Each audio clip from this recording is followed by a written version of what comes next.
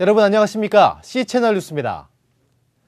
교계 에큐메니컬 운동의 동력을 모으고 대선 이후 우리 사회가 나갈 방향을 제시하기 위한 에큐메니컬 행동의 날 대회가 열렸습니다. 경제정의와 사회복지, 통일국방과 여성, 환경 등 국정 현안에 대한 교계의 의견을 모았습니다. 이인찬 기자의 보도입니다. 교회 연합과 일치를 목표하고 있는 에큐메니컬 운동은 다양한 방식으로 대사회적 활동을 펼쳐왔습니다. 민주화 운동과 양성 평등 운동, 도시 농어촌 운동을 비롯해 한반도 통일 문제, 환경 문제 등 여러 영역에서 에큐메니컬 단체와 인사들은 사회 정의를 외쳐왔습니다. 한국기독교교회협의회와 한국 YMCA 전국연맹, 한국 YWCA 연합회 등 에큐메니컬 기구들은 이런 에큐메니컬 운동의 역량을 하나로 모으자는 뜻에서 에큐메니컬 행동의 날을 기획했습니다. 국회에서 열린 대회에는 지역 NCC를 비롯해 에큐메니컬 원로, 교단과 단체 관계자 300여 명이 참석해 열띤 호응을 나타냈습니다. 이번 에큐메니컬 행동의 날은 국가 전체 예산 편성을 분석해 국정 현안의 문제를 분석하고 대안을 제시하려는 시도가 이루어졌습니다. 예산 분석을 통해 현 정부의 가치관을 객관적으로 살피고 부족한 부분을 보완해 2013년 우리 사회가 나갈 방향을 찾을 수 있다고 본 것입니다. 현재의 정부 예산을 분석하고 바람직한 예산에 대한 의견을 제시하고자 합니다. 나아가 한국교회도 보다 적극적인 책임을 지기 위해 국가예산 분석 전문가인 경희대 정창수 교수는 주제 강연에서 현 정부가 대기업 법인세 감면, 재정지출 확대 등으로 그동안 국가 부채를 900조 원으로 2배 가까이 늘려놓았다고 비판했습니다. 이에 대해 감세 축소, 세외 수입 증대 등의 재정 확충 방안이 필요하다고 주장했습니다. 특히 복지 예산의 경우 대부분은 국민들이 직접 체감할 수 없는 것이라며 국가 경제의 양적 수준은 성장했지만 복지 수준은 후진국형에 가깝다고 강도 높게 비판했습니다. 대충 7% 정도 되는구나 보시면 되는데 다른 나라는 2만 불일 때 이미 24, 심한 경우에는 스웨덴은 32%죠. 3, 4배의 차이가 납니다. 참석자들은 경제정의와 사회복지, 교육, 통일국방, 여성, 환경 등 6개 분야별 토론에도 함께했습니다. 또 각 분과에서 논의된 내용은 전체적으로 공유돼 종합토론으로 이어졌습니다. 우리 돈으로 발명해서 특화할 수 있는 거, 요거를 갖다가 한 10,000대나 이렇게 만드는 것이 F-35 60대 사오는 것보다 훨씬 낫다 이거. 공적 인프라 구축 없이 재정 지원에만 집중하다 보니까 돈은 많이 들어가는데 정부 입장에서 보면 돈은 굉장히 많이 들어가고 있는데 그 효과성을 담보하기 어렵다는 거죠. 특히 이날 행사에는 민주통합당 이해찬 대표를 비롯해 대권주자인 문재인 손학규 후보, 10여 명의 야당 국회의원들이 자리에 눈길을 끌었습니다. 주최 측 관계자는 여당인 새누리당에도 초청장을 보냈지만 참석 의원들은 없었다고 아쉬움을 나타냈습니다. 대회를 마치며 참석자들은 생명, 평화, 정의 세상을 향한 한국교회 정책 제안서를 공식 채택했습니다. 여야 정당에도 전달될 정책 제안서에는 올바른 정책 수립과 예산 편성 효율성을 위해 노력해달라고 요청했으며 한국교회도 자발적인 종교인 납세 운동 등을 통해 건강한 사회운동에 적극 참여하겠다고 선언했습니다. C채널 뉴스 이인창입니다.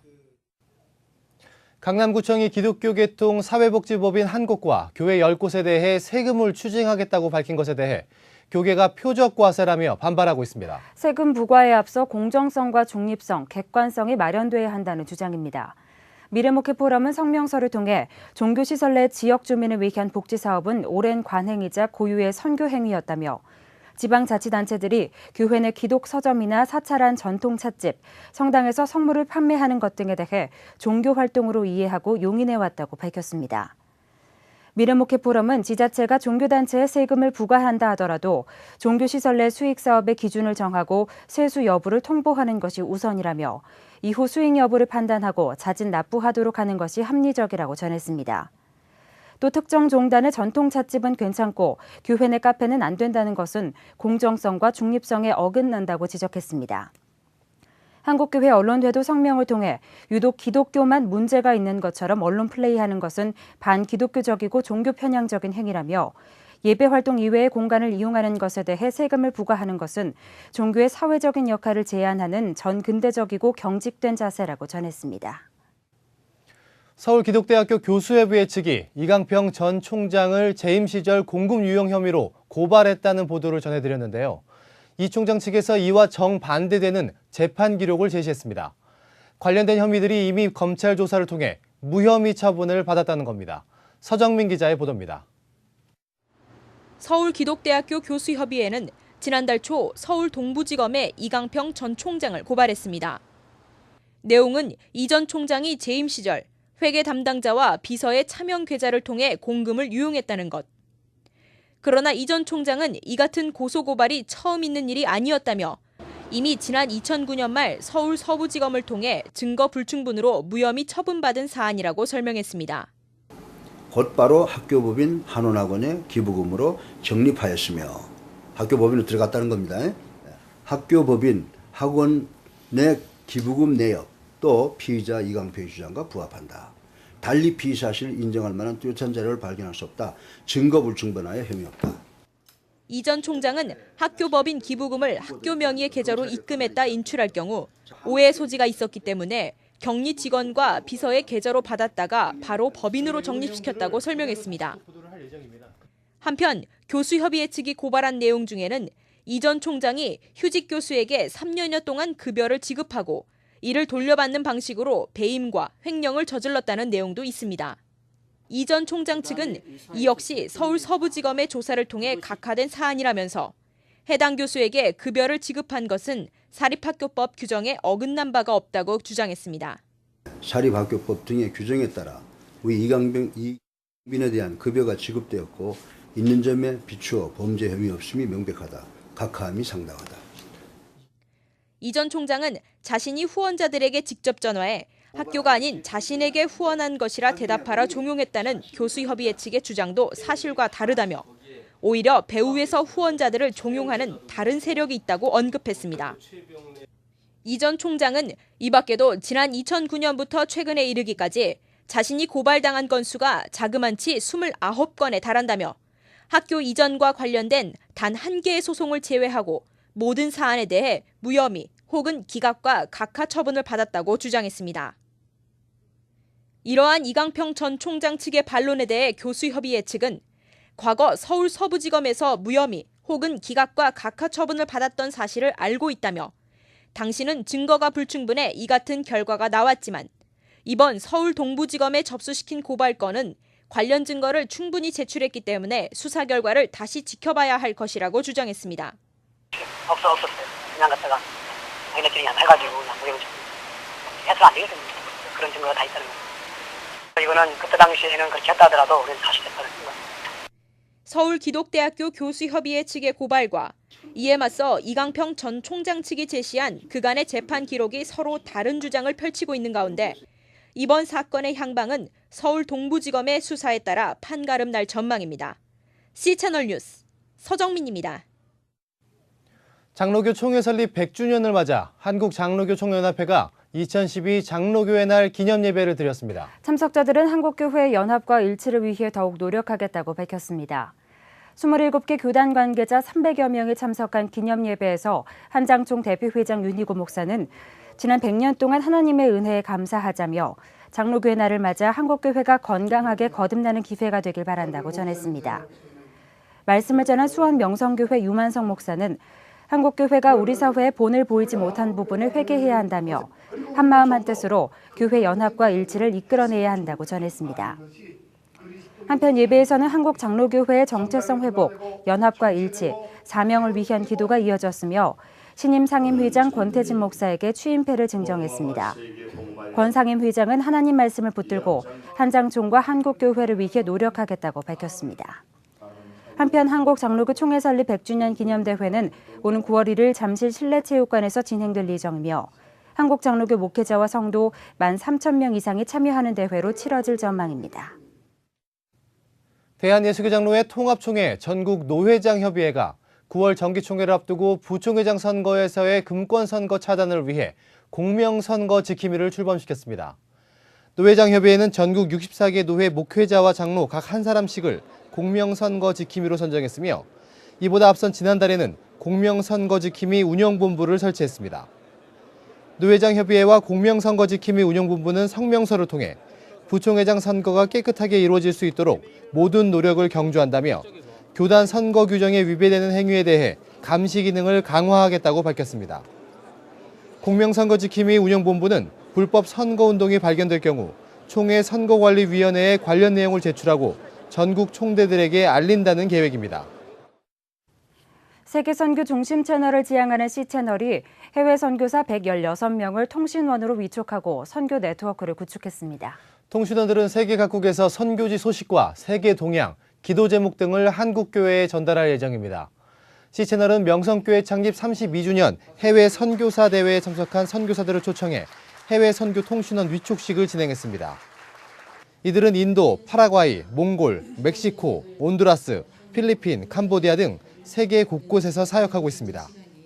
C채널 허미숙 사장은 복음 전파를 위해 수고하는 선교사들을 격려하며 C채널이 세계 선교 중심 채널이란 사명을 감당하고 있는 만큼 선교사들과의 협력을 통해 복음의 지경을 더욱 넓히게 될 것이라고 높은 기대를 나타냈습니다. 통신원으로 위촉된 선교사들은 선교지의 정치, 경제, 사회, 문화 전반을 모니터하고 긴급한 선교 정보와 재난, 박해 상황, 기도 제목 등을 한국교회에 알릴 예정입니다. 아울러 C채널은 통신원들이 보내온 소식을 사진과 영상 등으로 전하며 통신원들을 위한 중보기도도 이어갈 계획입니다. 국제 크리스천 음악 축제인 2012 진도 국제 시뮤직 페스티벌이 다음 달 1일부터 3일까지 진도 가계 해수욕장에서 진행됩니다. 올해 대회는 사랑, 나눔, 그리고 축제를 주제로 교회 지역 주민과 소통하겠다는 계획입니다. 행사에 앞서 가진 기자회견에서 조직위원장 정정림 목사는 이번 대회가 최남단 진도의 모든 사람이 함께 누리고 나눌 수 있는 축제가 될 것이라고 밝혔습니다. 대회 기간 3일 중 이틀은 찬양축제로 진행됩니다. 워십코리아, 김브라이언 등 CCM 가수들이 참여하고 나머지 하루는 일반 가수를 초청한 열린음악회가 이어질 예정입니다. 지난 대회와는 달리 지역 주민과의 소통을 위해 찬양축제와 음악회를 동시에 마련했다고 대회 조직위원회는 밝혔습니다. 특별히 올해 대회에는 국제구호기구 기아 대책이 기획 단계부터 참여했습니다. 전 세계 기아로 고통받는 아이들을 위해 시뮤직 페스티벌과 함께 바자회와 후원자 모집 등을 진행할 계획입니다. 한편 조직위는 진도군 교회와 인근 섬 지역 교회의 찬양 사역을 돕기 위해 교회 성가대 세미나와 찬양 인도 세미나도 진행하겠다고 밝혔습니다. 이 밖의 뉴스와 날씨를 전해드립니다. WCC 부산총회에 반대 입장을 밝혀온 대한예수교장로회 합동총회가 WCC 총회 한국준비위원회에 신학적, 성경적 공개 토론을 제안했습니다. 좋은교사운동이 교육과학기술부가 발표한 시교육청 평가 결과에 비판 성명서를 발표했습니다. 좋은교사운동은 평가 영역과 지표 설정에 현실감이 없고 결과 공개에 따라 역효과가 우려된다고 강조했습니다. 한국오픈도어 선교회가 오는 21일부터 6주 동안 매주 토요일 2차 북한 선교학교를 진행합니다. 북한군 정치장교 출신의 심주일 목사, 북한교회 연구원 류관지 목사 등이 강사로 참여합니다. 가정사역단체 하이패밀리가 설립 20주년을 맞아 경기도 양평에 위치한 W존에 9m 높이의 카펠라 오비, 계란교회를 세웠습니다. 하이패밀리는 매해 다문화 가족을 카펠라 오비로 초청해 부활절 예배를 드리겠다고 밝혔습니다. 날씨입니다. 전국이 대체로 흐린 가운데 비가 내리겠습니다. 비는 오후 들어 전국 대부분 지방에서 그치겠지만 중부 일부 지방은 대기가 불안정해 밤늦게 비가 내리는 곳도 있겠습니다. 아침 기온은 서울 강릉 21도, 부산 23도를 기록하겠습니다. 낮 최고 기온은 대전 26도, 대구 광주 27도까지 오르겠습니다. 바다의 물결은 서해상과 동해상에서 2에서 4m로 매우 높게 일다 점차 낮아지겠고 그 밖의 상은 1에서 3m로 일겠습니다. 주간 날씨입니다. 이번 주간은 비 소식이 많습니다. 덕분에 낮 기온도 다소 내려가겠는데요. 특히 금요일부터 주말까지는 내내 비가 내릴 전망입니다. 강수량도 많겠으니 비 피해 없도록 대비하셔야겠습니다. 오늘 뉴스는 C채널 홈페이지와 스마트폰 어플리케이션을 통해 다시 보실 수 있습니다. SNS를 통한 의견도 적극 청취하겠습니다. 뉴스를 마칩니다. 함께해 주신 여러분 고맙습니다.